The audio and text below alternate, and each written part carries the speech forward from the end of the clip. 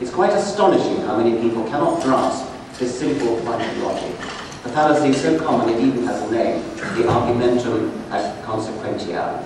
X is true or false because of how much I like or dislike the consequences.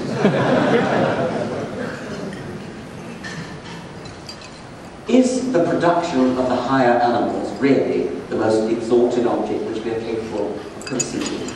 Most exalted, really? Are there not more exalted objects?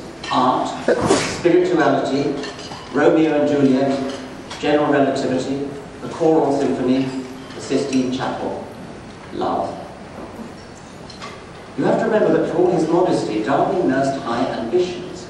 On his worldview, everything about the human mind, all our emotions and spiritual pretensions, all arts and mathematics, philosophy and music, all feats of intellect and exertions of spirit, result from the same process that delivered the higher animals. It is not just that without evolved brains, spirituality and music would be impossible.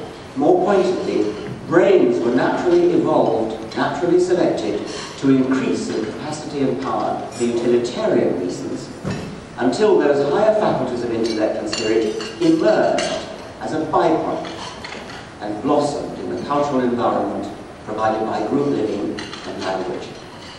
The Darwinian worldview does not denigrate the higher human faculties, doesn't reduce them to a plane of indignity. It doesn't even claim to explain them at the sort of level that will seem particularly satisfying, in the way that, say, the Darwinian explanation for tiger's teeth is satisfying. But it does claim to have wiped out the impenetrable, not even worth trying to penetrate, mystery that must have dogged all efforts to understand in pre-Darwinian times. Whatever we think about that, does the production of the higher animals directly follow from the law of nature, from famine and death? Well, yes, it does. It directly follows if you understand Darwin's reasoning, but nobody understood it until the 19th century. And many still don't understand it, and perhaps are reluctant to do so. It isn't hard to see why. When you think about it, our own existence, together with its post-Darwinian explicability, is a candidate for the most astonishing fact that any of us are called upon to contemplate in our whole life, ever.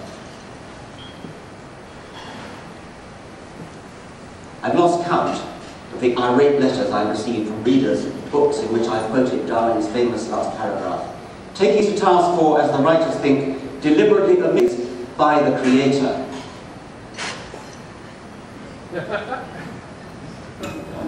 Yes.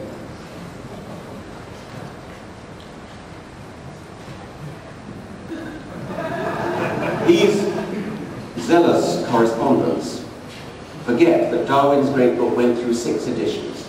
In the first edition, the sentence is, as I've written it here, presumably bowing to pressure from the religious lobby. Darwin inserted by the Creator in the second and all subsequent editions.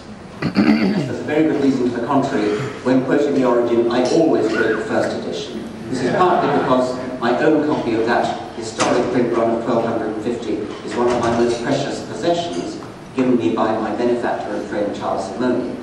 But it's also because the first edition is the most historically important. It's the one that thumped the Victorian solar plexus and drove out the wind of centuries.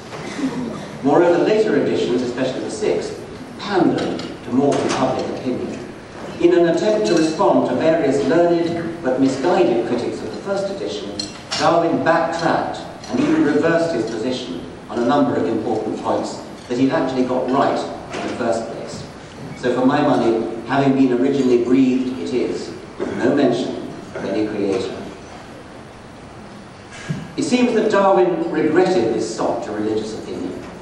In a letter of 1863 to his friend the botanist Joseph Hooker, he said, "But I have long regretted that I truckled to public opinion and used the Pentateuchal term creation, by which I really meant appeared by some wholly unknown process."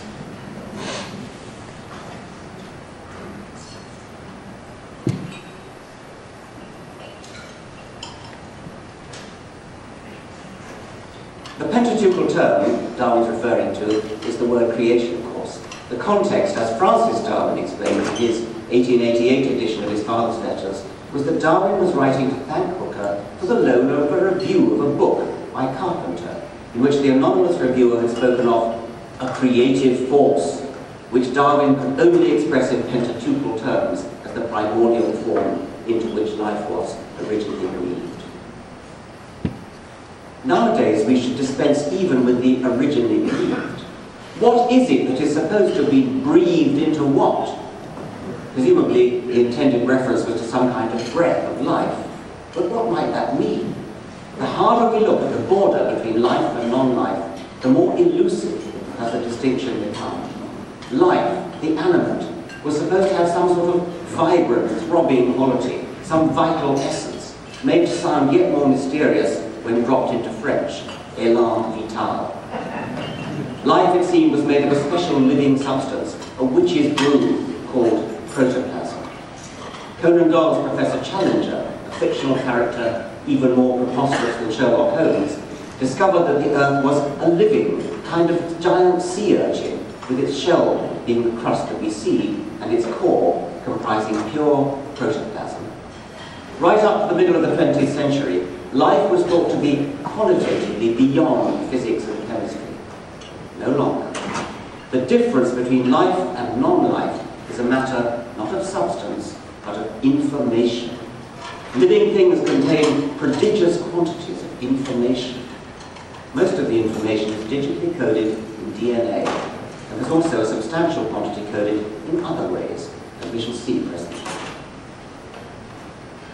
To get an idea of the dramatic impact of the molecular biology revolution, the Watson-Crick revolution, on our whole attitude to life, listen to another last paragraph, this time from the authoritative Short History of Biology, written by Charles Singer in 1931. Despite interpretations to the contrary, the theory of the gene is not a mechanist theory. The gene is no more comprehensible as a chemical or physical entity than is the cell, or for that matter, the organism itself. Further, though the theory speaks in terms of genes as the atomic theory speaks in terms of atoms, it must be remembered that there is a fundamental distinction between the two theories.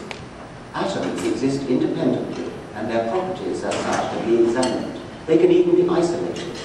Though we cannot see them, we can deal with them under various conditions and in various combinations. We can deal with them individually. Not so the gene.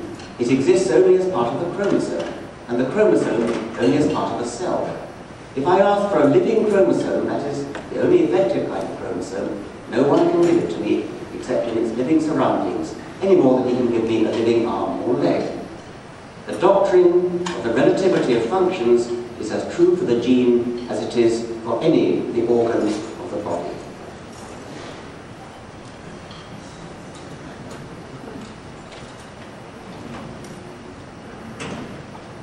This is Craig Venter.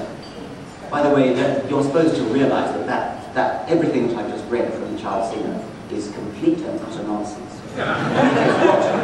It's what we all thought before Watson and Crick came along.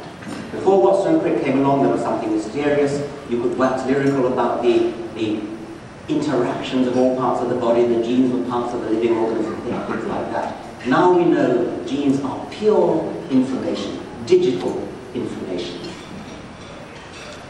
This is Craig Venter. On the right is a photograph of what he looks like. On the left is a complete recipe for making a new Craig Venter. In 100 years, Craig Venter will be long dead, but his genome will be preserved in libraries throughout the world. By then, embryological technology will advance to the point where it will be easy to render the letters in the library copy of that book back into their original DNA form, inject them into a denucleated egg, implant it into a woman, and bring into the world a new Craig Venter. It will not be Craig Venter, it will be an identical twin, who will very probably grow into a brilliant scientist, although the science he studies will be very different, because the world of science will have moved on hugely in 100 years.